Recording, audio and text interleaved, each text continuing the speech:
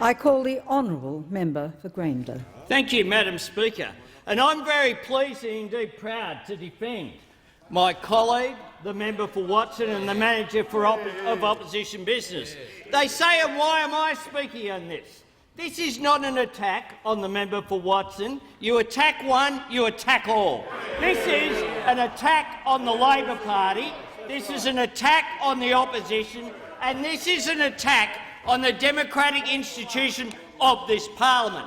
If this resolution is carried, then any future government, by a majority vote, can determine that a member of the opposition who, by definition, will lose any vote can be demanded to come on and take certain action. Now, we were in government for 6 years. That never happened. You were in government for 12 years. That never happened.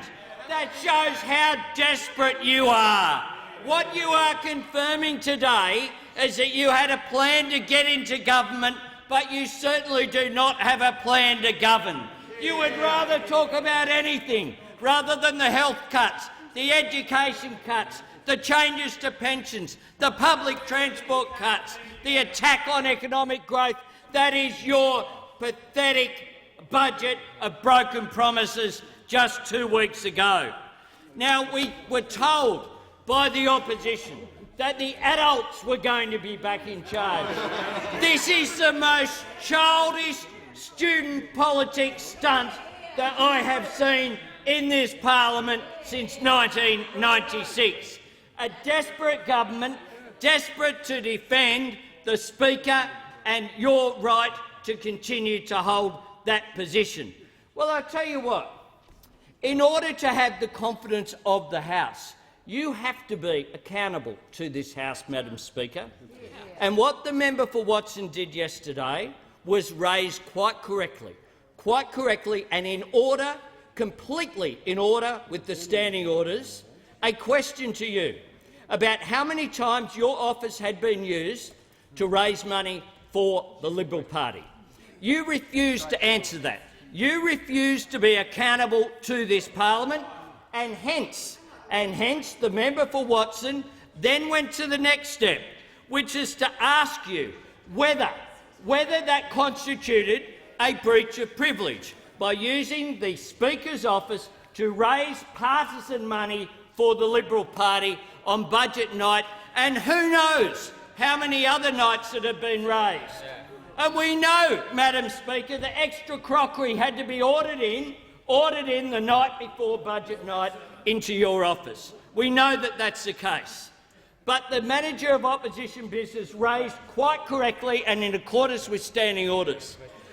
Now, under any circumstances, it would have been reasonable to say, I'm directly involved in this, so I'll just refer it off. I won't make a ruling. You chose not to do so. You chose to make a ruling and to say you weren't going to refer it.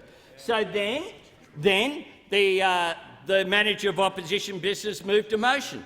Under any previous circumstances, it would have been reasonable, as we did when we were the government, to say, OK, let them have a look at it. And yet that was voted down. Then the manager of opposition business wrote to the Privileges Committee, and they've said we can't even consider whether we'll consider it because of that matter. Absolutely extraordinary. Today, of course, we saw someone finally ejected from the parliament. Interesting that it was the same day that this motion has come, and I'm not clear whether you had advance notice of this motion coming, but I would be surprised if this was a spontaneous outburst from the Leader of the House. The member came in before 1 hour was up, but that was all okay as well, contrary to all the precedent that is there. The substance of the issue, which should be considered, the substance of the issue is over whether it's appropriate for your office to be used for a fundraiser. That's what the manager of opposition business raised. And it says very clearly— the member will resume his seat. I call the member come for on, Fisher.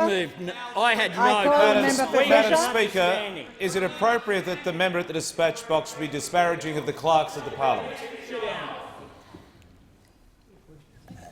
The member will resume his seat. When I ask someone to sit down, I expect them to. Yesterday, you refused to sit down and you went out under 94A because you once again refused to take a direction. Yes, he is indeed. Finally. So, I will give the call back. I will answer first on the point of order to the member for Fisher. Is it appropriate for the member to abuse the clerk? The answer is no, it is not.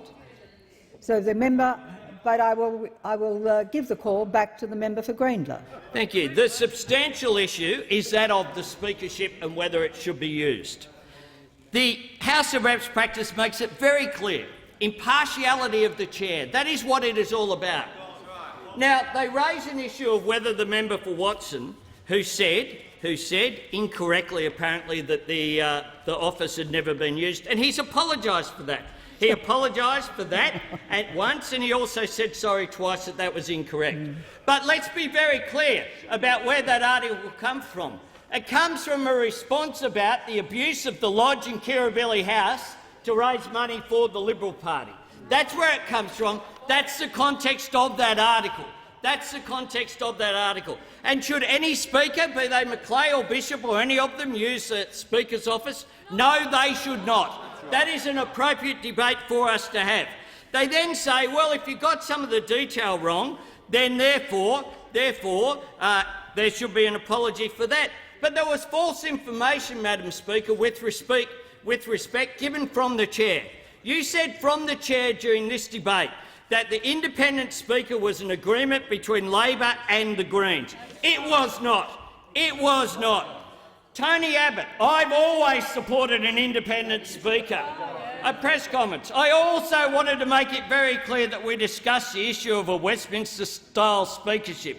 Over and over again, those opposite and the Leader of the House signed in writing a document. So, Madam Speaker, I don't hold it against you, the fact that you were wrong, but you were.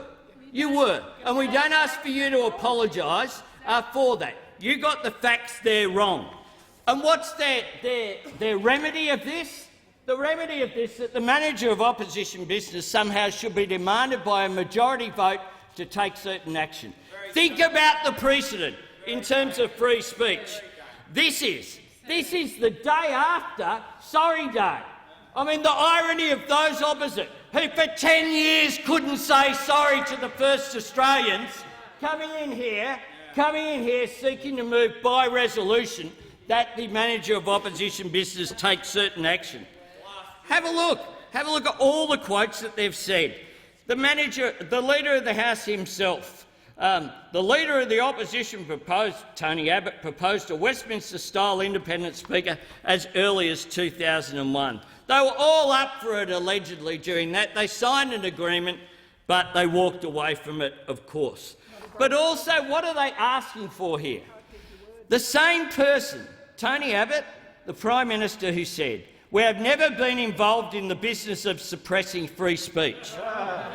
This attack on my colleague, the member for Watson, all about how dare he come in here and ask questions on behalf of Australian taxpayers about how much money was raised in the Speaker's office, the one area of this parliament that should be free from party politics, that should be used in the national interest, that should be used for functions involving foreign guests, should be used in a bipartisan way in this place.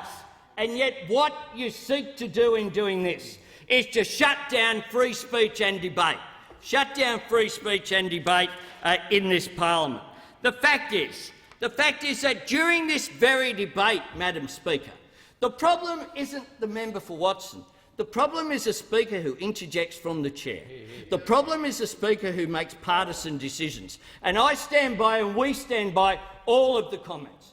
All of the comments, with the exception of that factual error that he made of the member for Watson about the conduct of this parliament. Because at the end of the day, it's not about you, Madam Speaker. It's not about the member for Watson or me or the Leader of the House. It's about how this parliament functions. And the fact is, if you think this parliament's been functioning well since last September, then I think you're completely out of touch with what the majority of Australians who watch this parliament see each and every day with this abuse of power continued over and over again by a Leader of the House who's too immature to hold that job.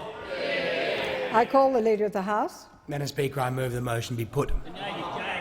The question is